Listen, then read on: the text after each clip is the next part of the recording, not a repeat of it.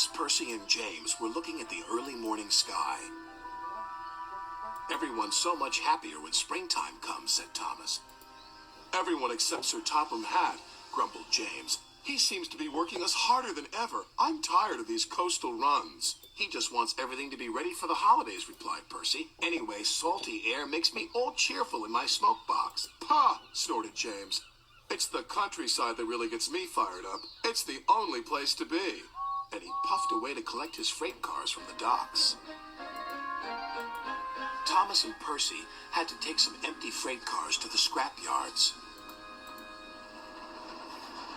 In a siding, they saw an old coach.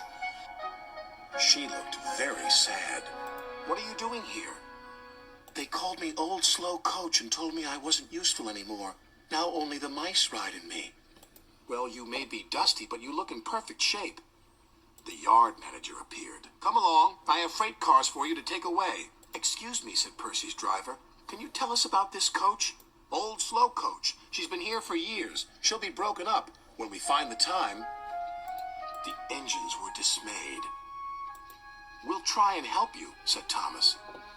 But he didn't know how.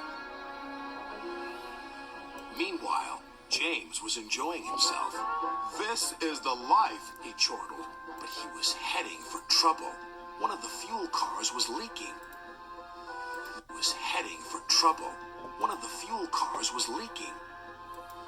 Then, suddenly, it caught fire. "Oh, help!" cried James. Then, suddenly, it caught fire. "Oh, help!" cried James. They reached a siding, and his driver gave the alarm. "It's fuel, and it's dangerous." As Thomas and Percy approached the junction, they saw the smoke and a guard waving a red flag. "Sparks from James's funnel have set the cars ablaze," he called. "The fire is under control, but it's quite a mess." "You said the countryside got you all fired up, James," said Percy, "but I didn't think you meant it in this way." "Ha!" snorted James. "It was the stupid car's fault, not mine." You said the countryside got you all fired up, James," said Percy, "but I didn't think you meant it in this way." "Ha!" snorted James. "It was the stupid car's fault, not mine." "It's safe to proceed now," called a fireman. Thomas and Percy now felt sorry for James. It wasn't long before they reached the station.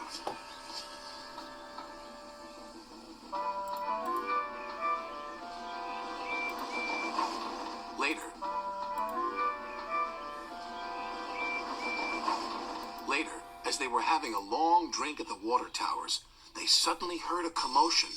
"What's the matter?" Thomas asked. "It's another fire at the workmen's hut," replied Thomas's driver. "We better see what we can do." Towers. They suddenly heard a commotion. "What's the matter?" Thomas asked.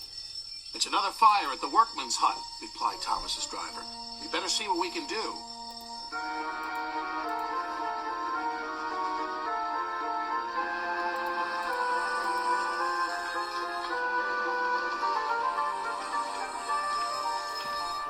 The fire engines had a big problem.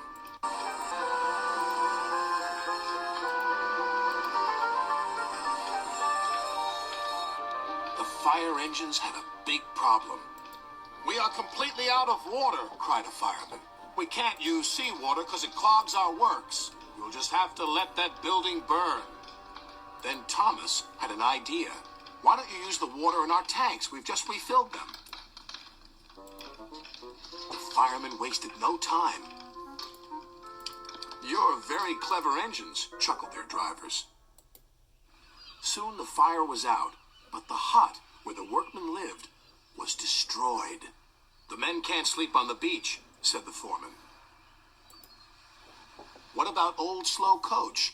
She would be perfect for the workmen," said Percy.